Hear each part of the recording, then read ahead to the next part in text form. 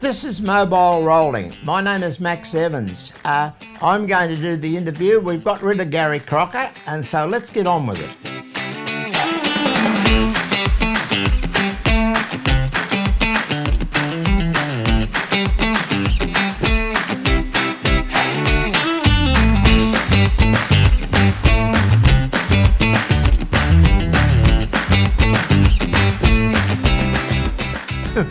Welcome back to Mobile Rolling. My late father said, don't work with children or animals. I think he also meant clowns and Max Beasley and Max Evans. So we will continue on the story. It will be the last. Welcome back to Mobile Rolling, Max. Welcome back, Gary. Yeah. And now you're trying to rig the interviews now, Max. Well, Max Beasley and myself must apologise to you because we sent you up just a moment ago. Oh, really? Yeah. Right? I'll be waiting for the sorry. Now, Max, we've had a lot of viewers asking us. They want to know Max Evans, Macau. How did you get there? You just don't go, I might go to Macau. How'd you get there? Who approached you? What'd you do over there? And just give us a short overview of your Macau. Right. I was at the top of my tree here. How old were you then, Max? Oh, I don't know. I was when I went to Macau, I was 69, so I was, 58, was I? 58, 40, 69, 31. What's that? 58. 48. I was 48 anyway. In my mind, I love trotting. I'm a trotting enthusiast. It's my life, right? I'm a trotting nut. And I thought to myself, now, I can't keep doing this all my life. So I had this brilliant idea, which all the top drivers around Australia made a laughing stock of me. I said I wanted to be a steward out on TV one morning. Right. So just back up what I just said. They thought it was a hell of a joke, but I already I do 40 years later, Max. I made an appointment with Wally Waite in Melbourne. I went over and had a 2-hour appointment with him. Was he a psychiatrist? He was the head steward of Australian racing. So sorry. Yeah, right.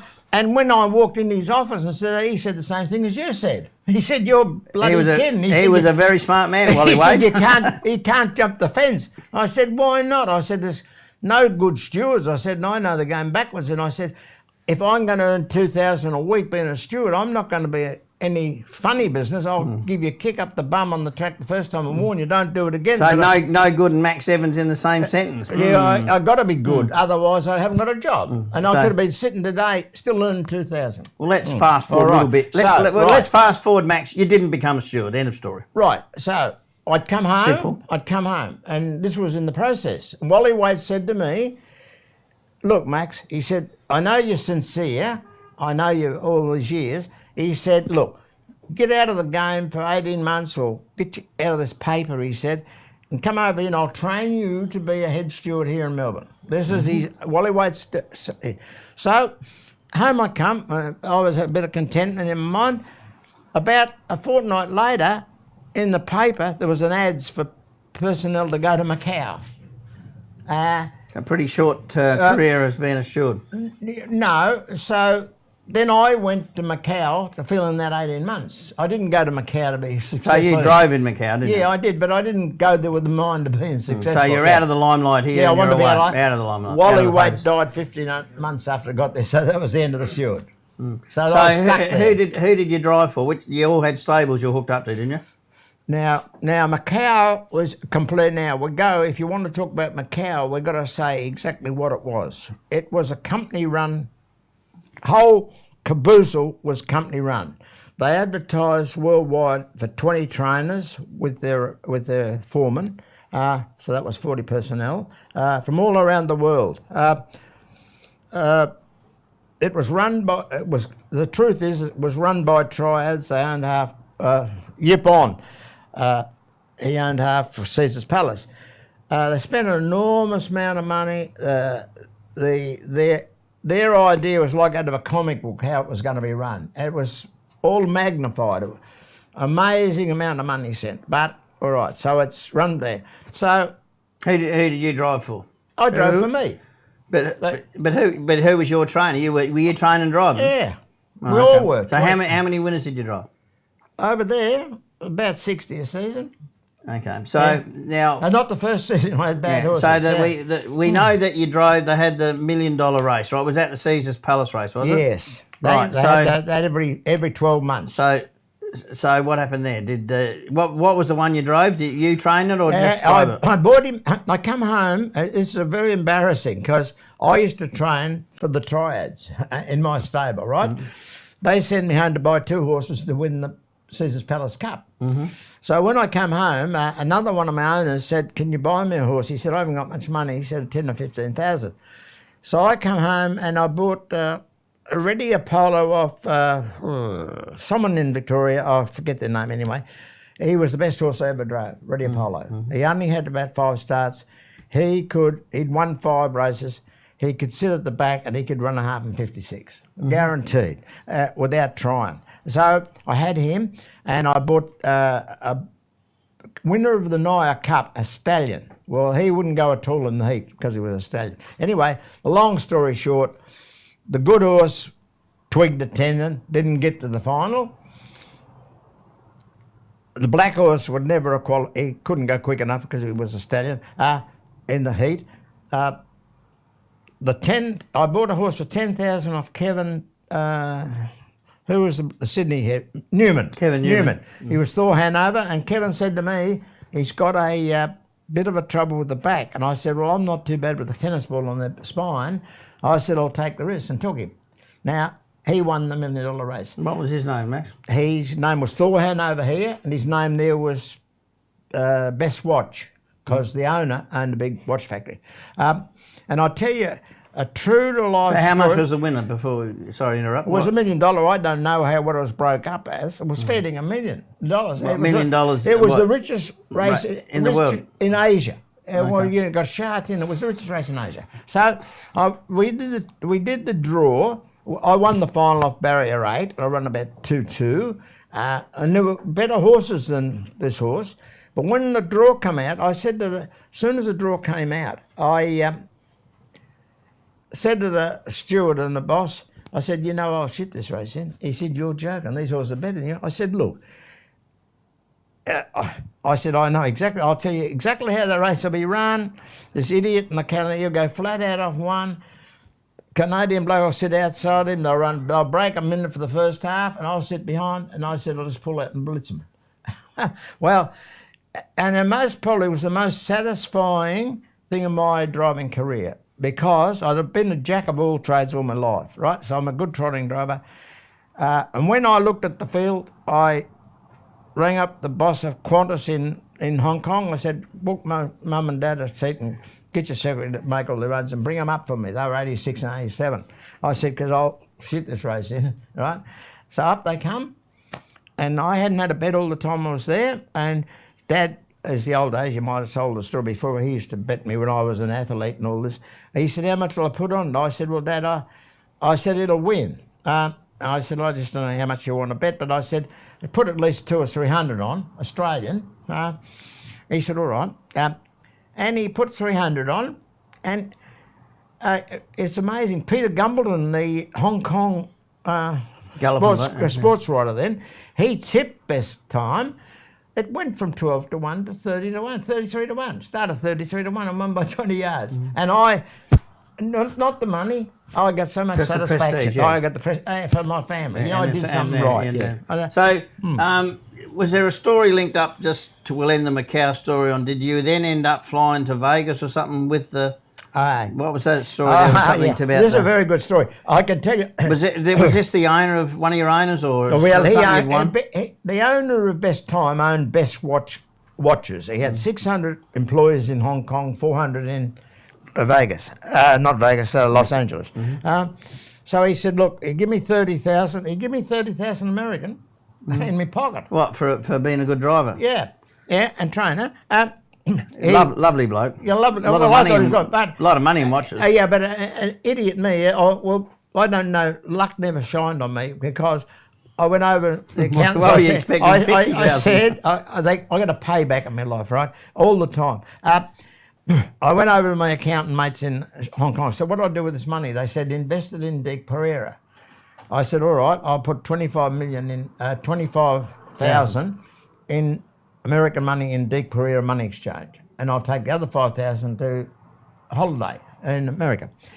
Right, so I'll tell you the story in when I got to Los Angeles. The worst place in the world, no transport, and he's provided me airfare, he's provided me accommodation, right? And I said to the girl I was with, I said, we've got to go to have a look at the American trotting. So I went to Las Alamitas, and I walked in, and I'm walking along and look at the horses, and a voice yelled, "Hiya, mate!" And I thought, who the hell's that? And it's Brian Pelling. He used to train up in Queensland, a very good trainer. And he said, what are you doing here? I said, I won a big race, got a bit of money. I thought I'd come over and have a look. He said, do you want to drive? I said, go and bite your bum. I said, I hate American racing. He said, do you want to go to Vegas? I said, oh yeah, I want to do that. And he said, well, I'll pick you up tomorrow. Where do you live? Picked me up in a big black car with a couple of blokes with him. Down we go. I thought, well, we're going to get a good trip. He drove out the airport. He owned a bloody Learjet. So Really? He's got his own Learjet. So we've lobbed in Las Vegas, and he walked up the counter, and they were big rollers, and they used to get 3 penthouses every week. And Brian Pelling said to me, here, take my key. That's your room for as long as we're here. Just sign my name. And he said, don't worry about anything. So I never had a bed in the casino. We used to get up at 11 o'clock, swim around the pool, go to a dinner show and a supper show, all the best entertainers in the world, and pay for nothing, just sign his name. This was good. I thought this was a good racket. This was going on for the weekend. This is when you said that you're not very lucky. So Hey, where does the bad luck come in? So I have a lot of good luck too with batter. So he come back on the Monday morning. He said, we're going to go home. He said, what are you doing? I said, well, if you're going home, I've got to bloody go home, haven't I? He said, no, you don't. I said, what do you mean? He said, well, I'll be back next week, and you just keep doing the same. So I stayed there for 3 weeks, seen every show in Las Vegas, signed, never paid for nothing. Unbelievable. I feel sorry for you, Max. No, I don't know. And it scarred you for life by the sound of it. I tell you, poor old Brian Pelling, he was a go-getter, right? He got kicked out of, how he got to Los Angeles, was he got kicked out of Australia for exporting parrots, drugging them and putting them in the plastic tubes. He got kicked out of Australia. They took his license away. So he's over in America. I didn't know anything about it. I'd never heard him more. Now he's a billionaire. He's a billionaire. You should be ringing up. Then he got kicked out of America back here because of taxation. Oh, he had more troubles than a pregnant nun. Now, we've got 2 stories I need you to tell, because otherwise you will be taking the show over, because I will be quitting. I need to know just a quick, I believe you used to train greyhounds, which is, I don't know, is that true or not true? Very true. So how old were you? What did you train? Did you get any winners? Yeah. Why aren't you doing it now? Now, no, right. When I matriculated, I was 17. When I found out I couldn't become a jockey, Dad sent me back to be an business college, become an accountant. I know it was very immature. I had all this spare time, and my people had heaps of money, so I couldn't work in a hotel. So I used to find things to do. So my people used to love greyhounds. So one day, in the Sporting Globe there was a dog advertised, Max Win. Max Win. So Dad said, I'm going to buy that for you. So I said, all right. So he bought Max Win. And I had a lot of success. I think I won about 15 races with him. How old were you then? 20, 19 or 20, right? So then he bought me another dog, Dark Bow, and I won a Maribyrnong Cup when I was 20 years old, and the first prize was 600. That's a lot of money in them days. So I had a lot of success. So how long were you training the dogs for? I was jack of all trades, so I must have been about 2 or 3 years. Right. Yeah. Now there's one more, Max, we've got to tell the viewers. I believe that you were pretty quick on the old feet, and you ran, was it professionally, semi-professionally, amateur, I don't know. Well, this is a funny thing. One of the barmen at the hotel, we used to have a hotel picnic. He said, you can run a bit. I said, oh, I didn't know. I never run at school. I was more interested in riding my pony. I said, yeah, I can run a little bit. He said, why? He said, why? Well, he said, there's a race at Witchy Proof, a gala thing. This is way back way back when I was 20 years old. He said, it's a big day and it's the first $100 prize. It's an amateur race. He took me up there and I shit him over 100 yards. So I come back and I thought, I'm a smart ass now. I'll be a professional runner, right?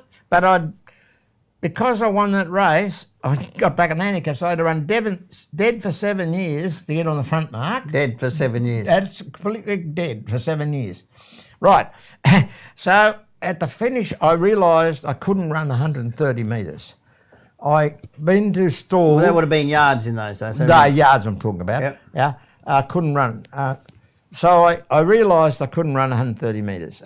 So I'd been to stall the previous 2 years. So I won the stall 75 yards at the Easter Carnival, the big carnival, same as So you won the final? Yeah, of the 75. And I know. How old were you then? 28? No, I was, later now. I'm about 20. Yeah, about 28. 29. Yeah, on just before. So what I think the viewers need to know before you get any further is what price did you open at and what price did you finish at and how much did you have on? Now, stall is a very big carnival. When the handicaps come out, I know Dad had £1,200 on at 8-1.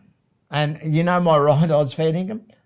It was about 4-1 on because I'd run it the previous years. I could have shit them in and I didn't try. Max, I know the viewers won't believe these stories. It is the honest truth. Look, what you get from me is the honest truth. I'm the idiot in all the story. There you are. So the thing is that Wally Waite was going to make you into a steward. Well, he was, and he was sincere. Right, now, Maxie, we've got to wind it up. I know this is your segment, as you said, told the viewers. I'm not going to say never, but I'm sure this is the last part of Max Evans' story, but who knows, we may be back. So it's been a pleasure talking to you, Max. All the very best to the future. I thank you very much. You've revitalised my life. I forgot all this, and you brought back, I'm a larrikin and you can tell, an outgoing person. You brought me back to life. Well done, Maxie.